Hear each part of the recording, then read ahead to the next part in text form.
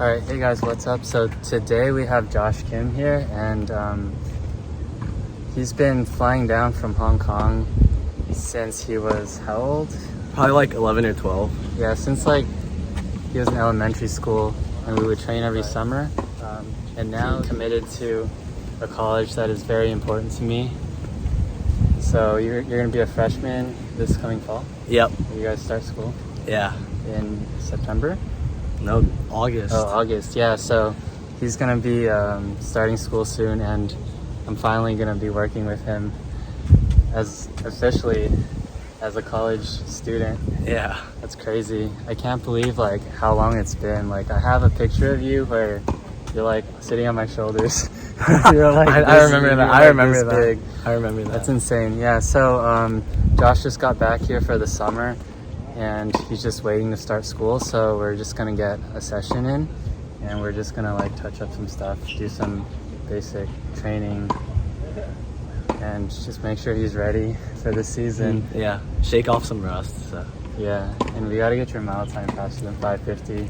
for sure. We have a mile time requirement, and in the past couple of years, some of our recruits have been a little shaky about that, not been able to play on the team because Yeah. of it. So if you guys don't ever see a video of Josh ever again, it's because he didn't make the mile. Yep. All right, man, let's get to it.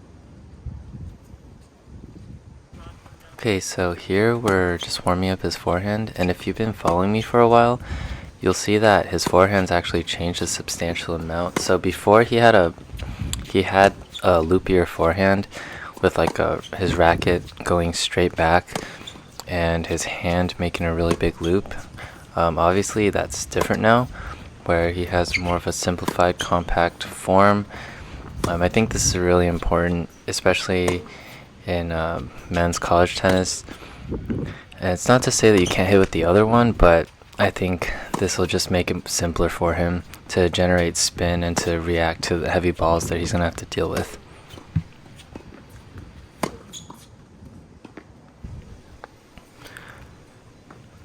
Now we're just going to warm up his backhand. He has a very continental left-handed grip on his backhand, which allows him to actually hit really flat, and his balls will slide across the court. We talked about this, and I think he just prefers to have this grip because he doesn't want his backhand to go too high, and he wants to be able to drive the ball flat, which bothers a lot of people. When you have a spinnier forehand and a really flat backhand, there's a lot of variety there, and this is something that like not a lot of people have such a continental grip on their left hand on the backhand side, but this is something that he chose to do, and who knows, I'm not sure what's exactly going to happen, but I think for now, especially because he has the height to use it, he's able to still take the ball early and still take the ball at his shoulder height with it just fine. So I think this will be fine.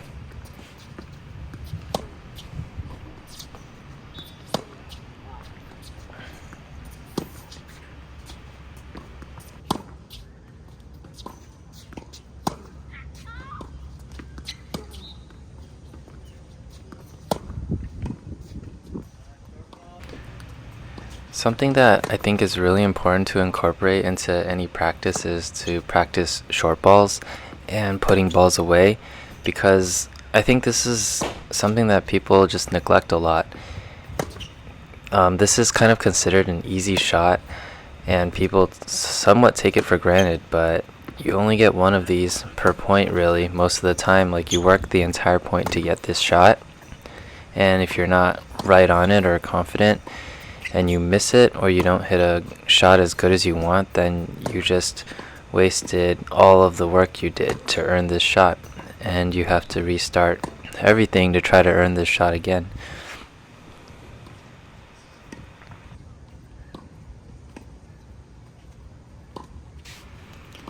One of the things that I really like to do with my players for movement is this drill right here, where they hit an outside forehand and then an inside out forehand and then an outside backhand and then an inside out backhand. This really focuses on a lot of things at once.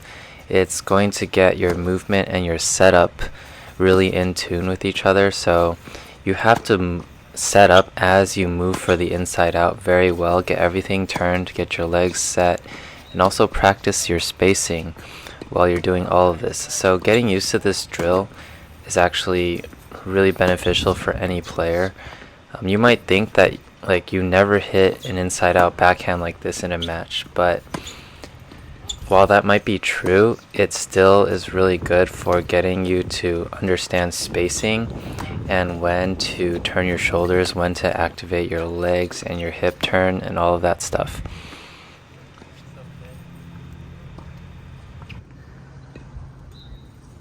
How many balls is that?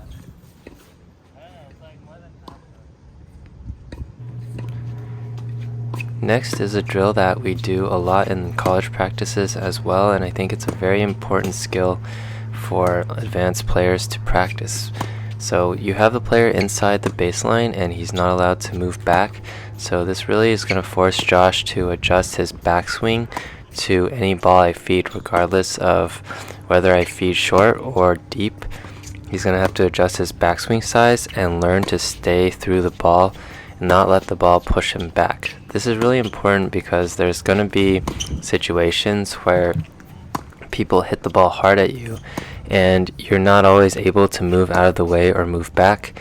Or if you want to just redirect the power, this is a really good way to get used to doing that.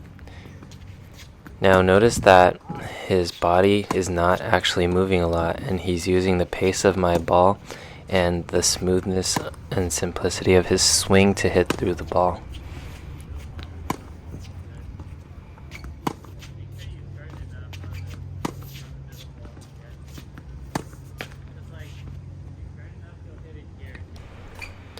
This next drill, I'm having Josh only load off his right leg, and this is to stimulate loading and turning and having a very explosive horizontal rotation.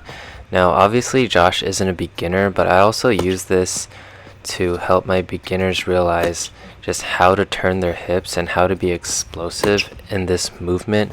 A lot of people like to do like a very slow pushing movement, or when they try to extend the racket, they kind of just push out forward with their hands, and it becomes like either a very straightforward slow push or a vertical rotation.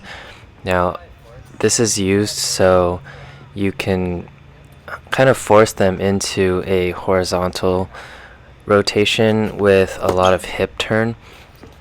You'll see that after he pushes off with his right leg, there's a very quick horizontal rotation going on, and this is what we want to simulate. Ideally, when you load onto your right leg, you'll be going into the ball, so make sure you leave enough space for you to rotate into the ball. Some of these shots that he's hitting, he's not really going into the ball enough, but this one was good. The last two were pretty good, but the ones before, he was kind of going toward the center, so he wasn't getting his racket all the way through the ball. Now we're just doing the same thing on the backhand, and it might seem weird because most of the time people will be stepping in with their right leg on the backhand, but something that people don't know is that you actually finish your complete turn and load when you step with your left foot on your backhand, the step before you step in with your right foot. So doing this not only increases the speed and the turn of the backhand, but it also gets the racket ready for when you do step in, you can just step and just totally rip the ball. Now, a lot of people have solid backhands, but they're not really able to generate as much speed. Doing this drill, loading with your left leg on your backhand and pushing off, is going to increase the horizontal rotational force that you get, and just get your muscles more explosive to do this action. So I highly recommend trying this. And another good thing is that it actually helps you with your open stance backhand as well, hitting the ball really hard in an open stance position.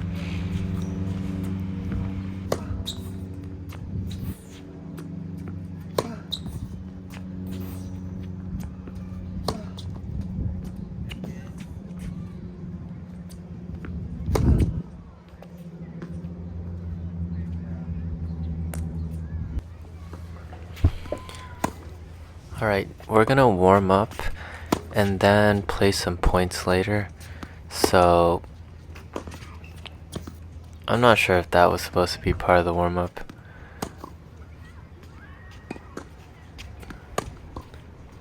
Yeah, this looks like more of the warm up.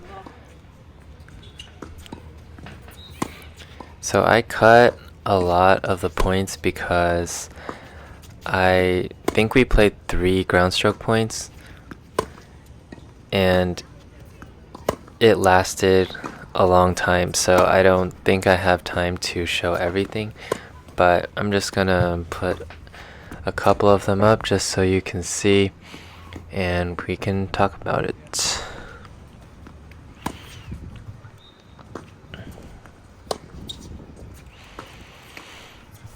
I think this was the very first point, and I always miss the first forehand of every ground stroke point I play. That's just me. If I didn't do it, then it wouldn't be me, and I would be cursed forever and lose every ground stroke point.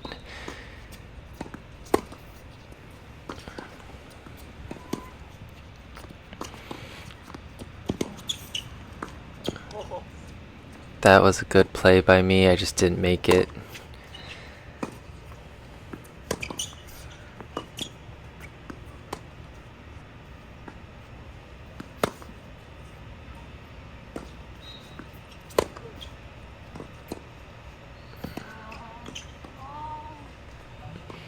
And that was a good play by him, he just didn't make the volley. One thing that Josh does well is he's good at stepping in when he has a chance and taking over points.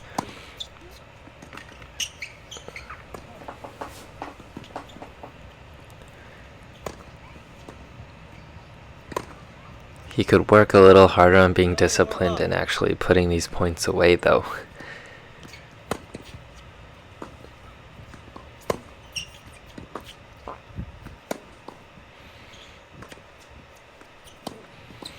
Nice shot. See how he cut that angle off on the backhand. That was really nice. So usually I play a little more defensive where I let my opponent start something and then I will react or try to play off of it. I usually don't initiate the attack too much. I try to make people uncomfortable.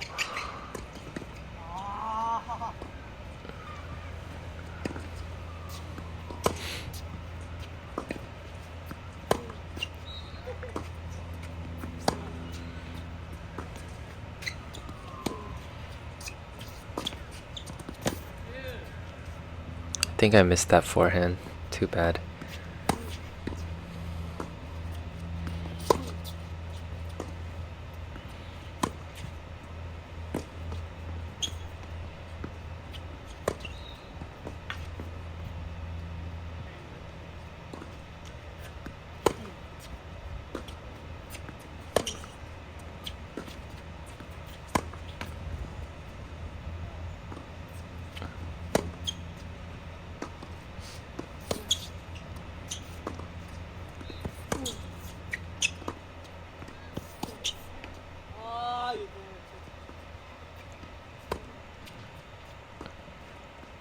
As you guys can see, the longer the point goes, the more I'm able to work myself into a point, the more it favors me.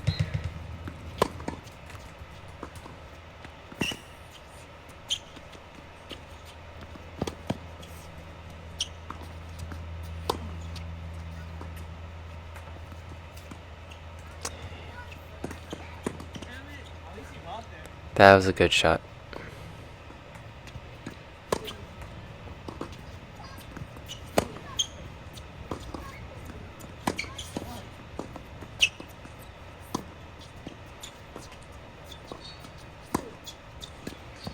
Nice forehand.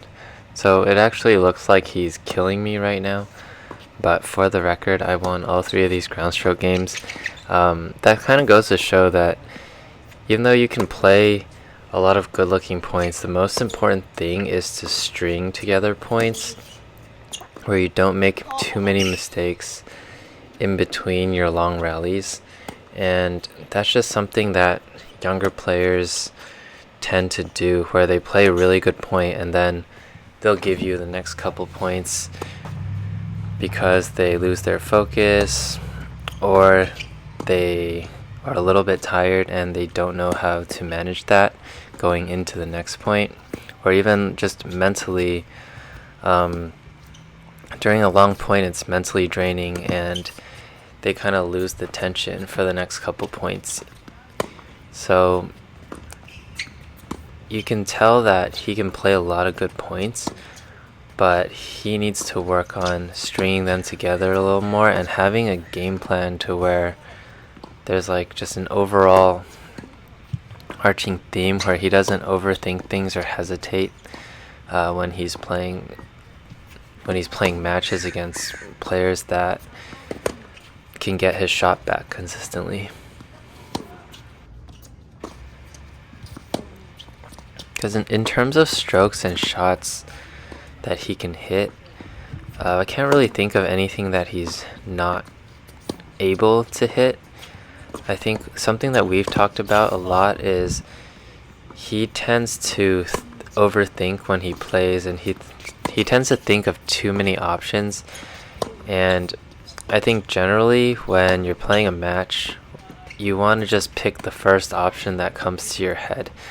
Now, in order to practice thinking more strategically, you have to be able to work on those shots. Like, you have to be willing to miss a couple of shots where you're like, okay, I'm gonna start off with any hard forehand inside out I can get, and then follow that up with whatever shot, right? So you need to have a plan that match, and then that combination or those shot selections start to become natural, and when you get used to those, you can just go on to the next, and that's how you kind of build up your shot repertoire. You can't really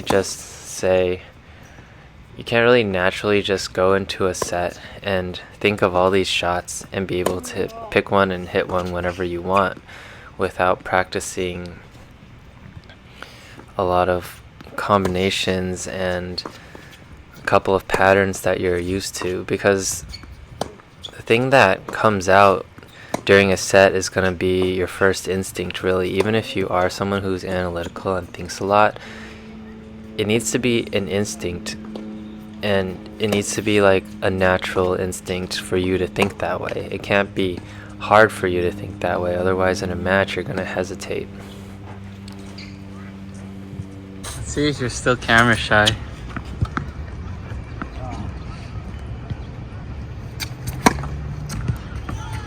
You think you have a good serve?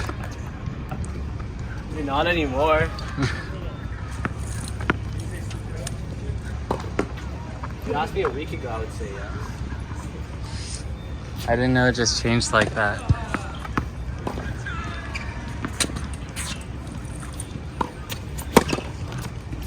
I think you've known me long enough to know that It does change like it does change that fast.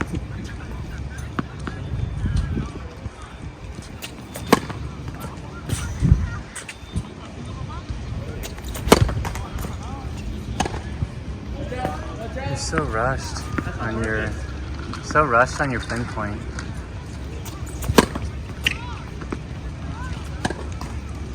When you pinpoint, you step and you load off the right hip. You're going like this.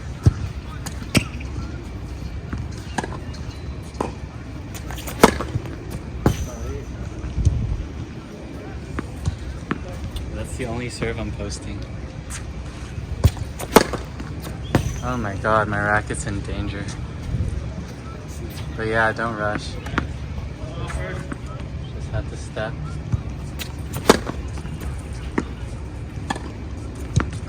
Alright, your serve's fixed. This video is gonna be called How to Fix Your Serve in 2 Seconds.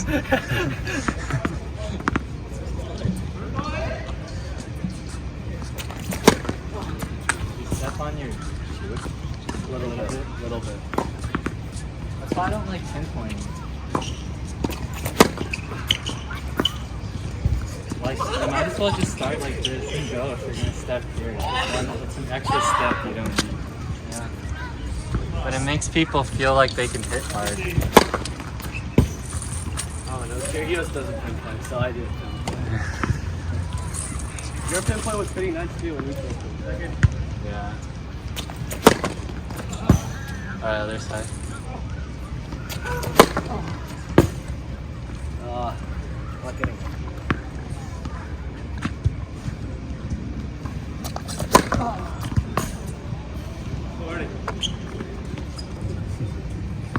Less is more. That's less.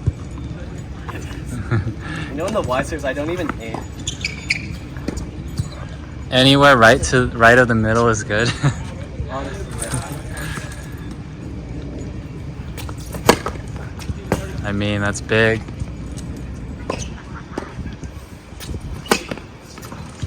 You can toss it a little more left.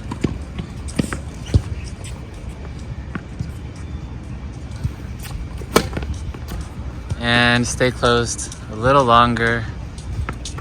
Kick your right leg back a lot. That was a little better. How to fix your second serve in 2 seconds. Exactly. It's kicking, but you can still go more left. It's better when you're closed. There you go. That's better. That's fine. One more. Oh, there you go. All right, This video's gonna be so unrealistic. we're ending on that one. Just like, so ass for like a good minute and then And then suddenly maybe I'm just that good of a coach. you are. You're like an ordinary person watching this would not understand at all. All right, Josh. Tell him how I beat you in a ground stroke game. I think I lost like 3. You let me win, right? I wish I let you win. You won the last set against me. Really? Warren couldn't. This was Warren's stretch. No way. Oh my god, I might have to cut this out. Unbelievable. Are you even trying? I have. Oh no, I just like didn't tell anybody I failed the first one. It was like, you failed this, your session ended.